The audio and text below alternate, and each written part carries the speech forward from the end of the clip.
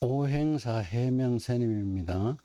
이 시간에는 티익장애에 대해서 얘기를 할 텐데요. 제목은 티익장애의 치료기간과 비용이라는 제목으로 강의를 합니다. 첫 번째, 티익장애가 나타나는 시기.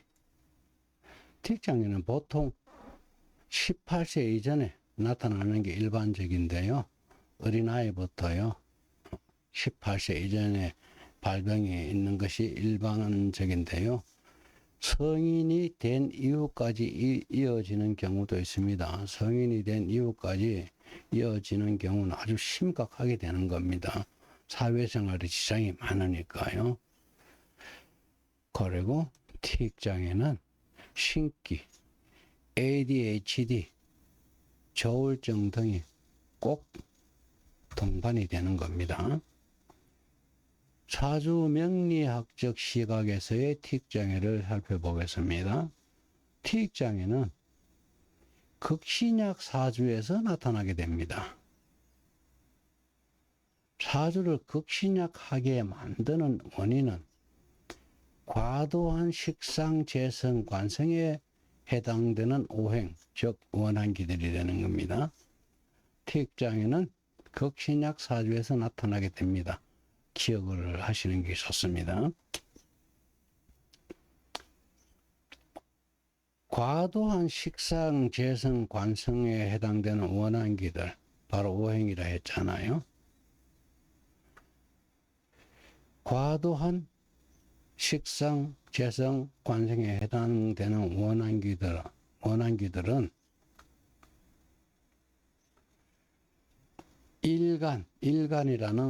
일간이라면은 사주의 주인공을 얘기를 하는 건데요. 일간과 같은 가문 내의 영혼이며 후손을 두지 못하고 죽어간 영혼으로서 그 흔적은 사주에 명확하게 나타나 있습니다. 이게 무슨 얘기냐면은 후손을 두지 못하고 죽어간 영혼. 결혼을 했더라도 후손을 두지 못하고 죽은 영혼 있죠. 결혼을 애당초 하지도 못하면 후손 더더욱 없죠. 이런 영혼들은 바로 제사상을 차려줄 후손이 없다는 얘기를 하는 겁니다. 귀신은 1년에 한 끼가 식사, 끼니 때가 되는데요. 귀신도 1년에 한 끼는 먹어야 되는데 차려줄 후손이 없기 때문에 굶게 되는 영혼들이 바로 원한기들입니다. 그러므로 원한기의 정체는 사주에 나타난다 했으니까 사주 분석으로 완전히 100%, 99%도 아닙니다. 100% 완전히 밝혀낼 수가 있는데 이건 사주가들도 상당히 고수가 돼야 됩니다. 이거를 밝혀낼 수 있는 사주가들은 한 90명 중에 1명도 없을걸요? 드물 겁니다. 그건 아셔야 됩니다. 티익장애는 이 원한귀들에게 뇌 신경을 흔들리고 조종당하고 있는 그런 상태라고 보면 되는 겁니다. 티익장애의 치료기간에 대해서 얘기를 합니다.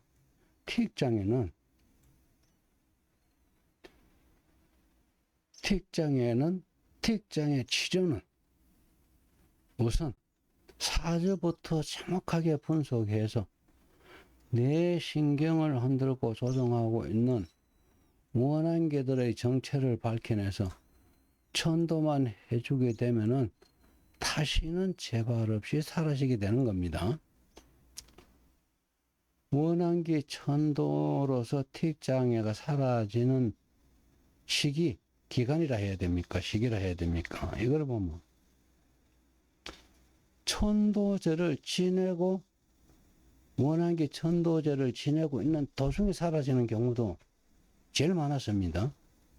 그 다음에 원한기들을 천도제를 지내고 난 직후부터 없어졌네 이런 사람도 있고요. 원한기 천도제를 지내고 난 다음 날부터 없어졌네요 이런 얘기를 하는 사람도 있고 일주일 정도가 지나면서 없어졌다는 사람, 때로는 자신도 모르는 사이에 어느 사인게 없어지고 틱장애가 없어졌다는 얘기를 하는 사람 등등 뭐 여러 가지로 나타나기 때문에 딱 어느 한쪽이라고 꼬집어서 얘기할 수는 없습니다. 틱장애 치료 비용은 얼마나 들어갈까요? 사주 명리학적인 치료를 했을 때를 얘기를 하는 겁니다. 지금 진행하고 있는 진행자는 그 의학은 모릅니다. 의사도 아니고 그래서 의학은 잘 모릅니다. 그래서 사주 명리학적인 틱장애 치료를 했을 때 치료 비용을 얘기를 하는데 틱장애의 원인은 극신약 사주라고 했죠. 틱장애자 즉 극신약 사주의 상태는 5, 6명의 사주 원국에 있는 오행 즉 원한비와 1, 2명의 운에서 오는 오행 즉 직계조상까지 합세한 7, 8명의 7 내지 8명의 영혼들에게 내 신경을 흔들리고 조정을 당하게 되면은 이거는 틱장애가 틀림없이 오게 됩니다. 그런 상태라고 보면 되고요. 천도제 비용은 얼마나 들어가느냐 하면은 천도제 대상 영혼 1명마다 노잣돈이 100만 원씩 필요합니다. 이 노잣돈 없이는 어떤 경우에도 천도가 되지를 않습니다. 왜냐하면은 이제 예를 들어 보면은 여기가 구미인데요. 서울까지 가려면 차비가 필요합니다. 그 차표를 사야 되겠죠. 그 차표 값으로 들어가는 게 노잣돈으로 보면 되는데요. 이 영혼들은, 원한기들은, 티익장애자들의 위장에 붙어 있는 거거든요. 이 영혼들을 불러내서 꺼낸다는 얘기는 하면 안 돼요. 불러내야 된다고 얘기를 해야 돼요. 티익장애자와 같은 가문 내의 영혼들이기 때문에 험한 말을 함부로 쓰면 안 됩니다. 그래서 티익장애자의 위장에 붙어 있는 영혼을 불러내서 황천세계까지 보내야 됩니다. 황천세계까지의 거리는 수천 광년이라 합니다. 광년이라 그러면 빛의 속도로도 뭐 수천 년 걸린다는 얘기인데 수천 광년이 걸린다는 그런 황천세계로 보내는데 노잣돈 없이 그냥 가라 내쫓듯이 절대 안 됩니다. 또 노잣돈 없이는 천도 자체도 애당초 안 되는 거니까 그리 하시면 돼요. 그래서 천도 대상 영혼 1명마다 100만 원의 노잣돈이 필요합니다. 그러므로 티익장애를 치료하기 위한 천도제 비용은 7, 8명이라 했으니까 7, 800만 원 정도의 금전적인 부담이 있을 겁니다. 물론 상당히 부담스러운 비용은 맞습니다. 그렇다 하더라도 이만한 돈을 가지고 틱장애, ADHD, 신기 등을 벗어나가지고 인간 풍파, 재물 풍파, 이런 거를 등에 휘말리지 않고 품위 있고 순조로운 인생을 살아갈 수만 있다면 필요한 투자로 생각을 해볼 만합니다. 티익장애 치료는 의학만으로는 사실은 어렵습니다. 사주명리학자의 입장에서 볼 때 그렇다는 얘기를 하는 겁니다. 이렇게 볼 때 티익장애, ADHD 신기 등은 일종의 신경정신계 질환으로 이해하는 것이 맞고요. 귀신 세계를 인정하지 않는 의학만으로 해결하려는 것은 어딘가 좀 모순점이 있다고 봅니다. 왜냐하면 의사분들은 귀신 세계를 인정조차도 하지 않는 거니까 그렇습니다. 의사분들이 귀신 세계를 인정조차 하지 않는다는 얘기 여기에 나왔으니까 잠시 생각나는 게 있네요. 대구에 수성구라는 데가 있어요. 수성못 근처인데요. 거기에 있는 환자였었는데요. 할머니하고 어머니가 그 딸을 데려왔어요. 딸이고 손녀가 되겠지요. 이게 정신병이었어요. 정신병, 바로 조현병이었는데요. 이게 너무 심해가지고, 이 손녀가 할머니 머리끄댕이를 잡고 막 서로 싸우고 이랬어요. 할머니 아주 점잖은 분이더라고요. 그런데도 이게 정신병이 되다 보니까 눈에 보이는 게 없었던 거죠. 그러니까 이제 데려왔어요. 그래서 물어보니까 이제 사주에 있는 원한기들 전도를 하고 지방령 둘인가 있더라고. 전도를 하고 나니까 애가 그대로 나왔어요. 그 다음에 하는 얘기가 그 의사 부인이 어머니는 남편이 의사라 했어요. 어떤 의사냐 물어보니까 무슨 과냐 하니까 통증의학과라 그래. 난 통증의학과가 뭔지도 사실은 몰랐어요.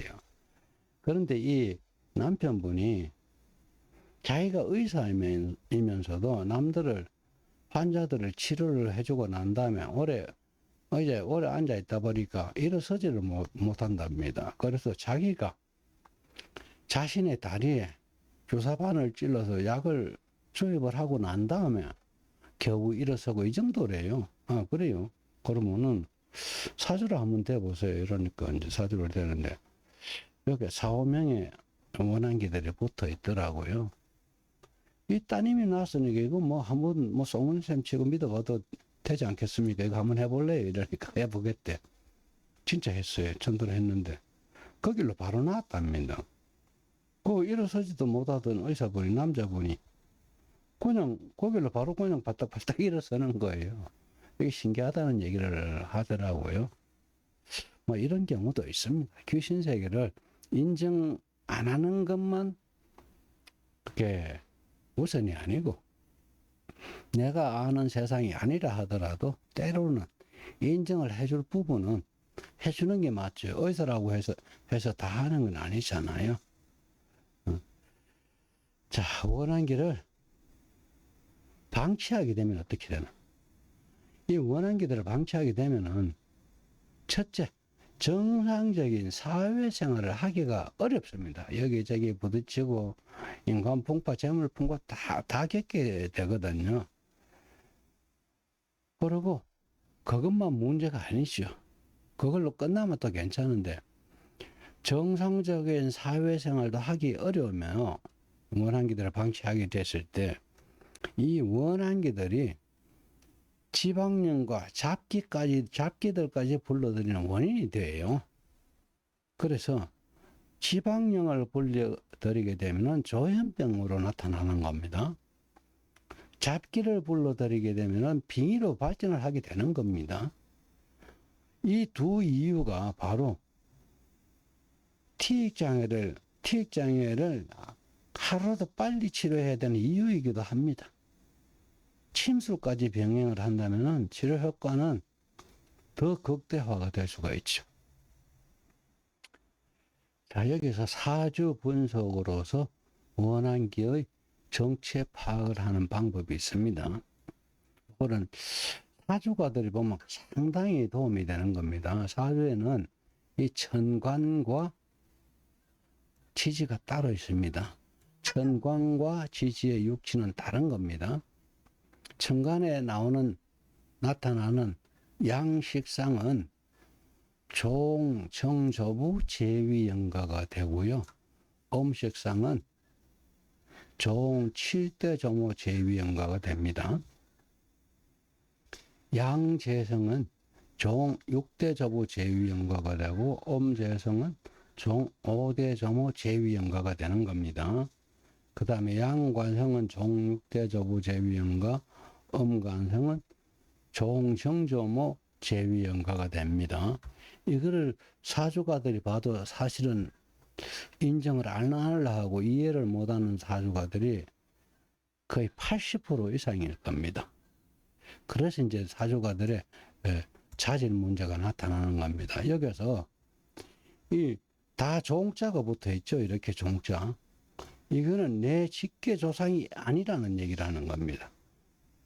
결국 내 조상은 아니다. 친척이라는 얘기죠.